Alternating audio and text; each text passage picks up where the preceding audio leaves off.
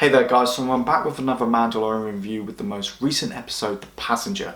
Now the story is really simple. The Mandalorian has to get this frog lady and her eggs from point A to point B in order to get them fertilized so he can get some information about the Mandalorians. But they can't use hyperdrive, which causes problems along the way. Now this episode was written by Jon Favreau, but it was directed by Peyton Reed, the same guy who did the Ant-Man films, Ant-Man and the Wasp. I mean, I love the first Ant-Man film. It's one of my favourite Marvel films, and I really like Ant-Man and the Wasp. I mean, it is a fun film. They are like the light-hearted films of the franchise.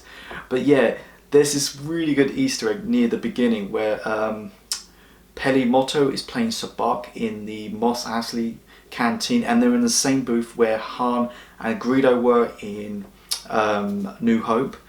But they're in the same booth, and she's playing against a giant ant. Oh my god, that was just mind-blowing. But there were certain scenes in this episode that felt like it had that Peyton Reed DNA, because if you've seen Ant-Man, there's some scenes he really knocks it out the park with his comedy. And in this, it's very similar, which is a great thing, because I love those films, and having that in this episode, in this series, and I hope he does come back, because it is really good. He really knocks it out of the park with the comedy stuff.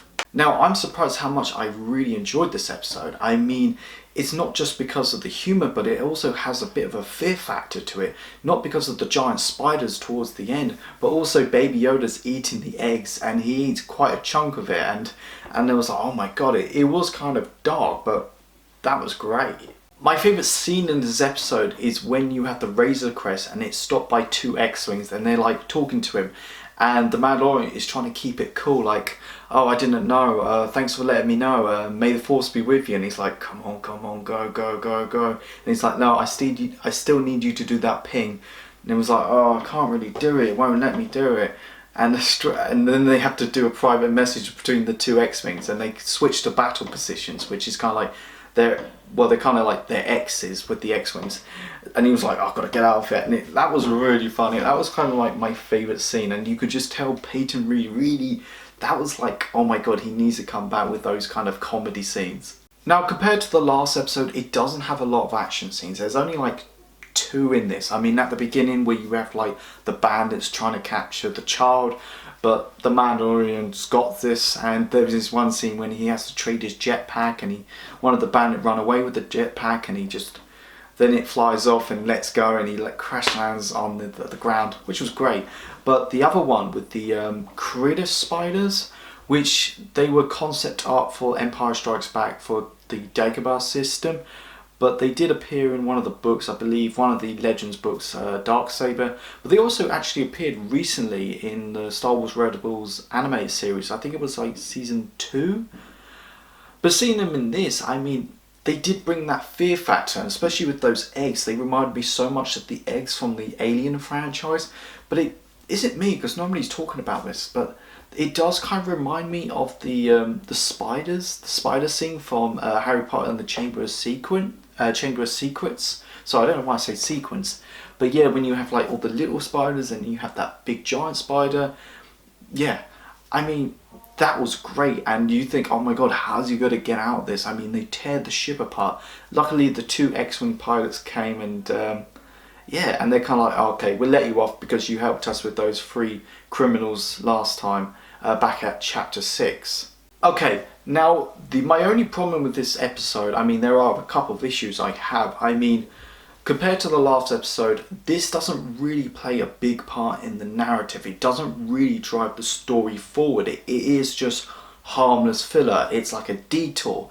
But it's good filler. I mean, there's a lot of people, and I looked on Twitter yesterday, people don't like this because it's filler, and it's like, doesn't mean it's, just because it's filler doesn't mean it's an automatic fail, as long as it's good. And this was good filler. I mean, Peyton Reed, I mean, you wouldn't give Peyton Reed a big series, one of the massive story arcs. You would just give him a filler episode, start off with something easy. And yeah, this was pretty good filler, and I don't mind filler. I mean, as long as it's good and it's not like takes a huge chunk of the series. I mean, there's only 8 episodes in this series, but there's like other shows that like Arrow, when it has like it's like 80% filler and some of it's not that great, and I don't like that. But this it was fine. I mean, I think we're going to get like 3 episodes of filler in this series, then we're going to get 5 episodes that relate to the main story arc. But yeah, I mean, I enjoyed it. I mean, it's not... I watched it twice so far, and I think the second time it didn't really it didn't really enhance my viewing experience, but I still enjoyed the episode for what it is. And I think Baby Yoda has a lot more to do this time around, which was good, because I feel like in the last episode, which wasn't a problem, he was kind of like pushed aside, but in this, he had a lot more to do, especially when he's trying to eat those eggs. There was another reason why I wasn't fond of it, was the kind of fact Richard Ayoade comes back to do the voice of the droid Zero. Unfortunately, it's not really the character, it's just his voice translating the Frog Lady's voice, because the Mandalorian doesn't understand her.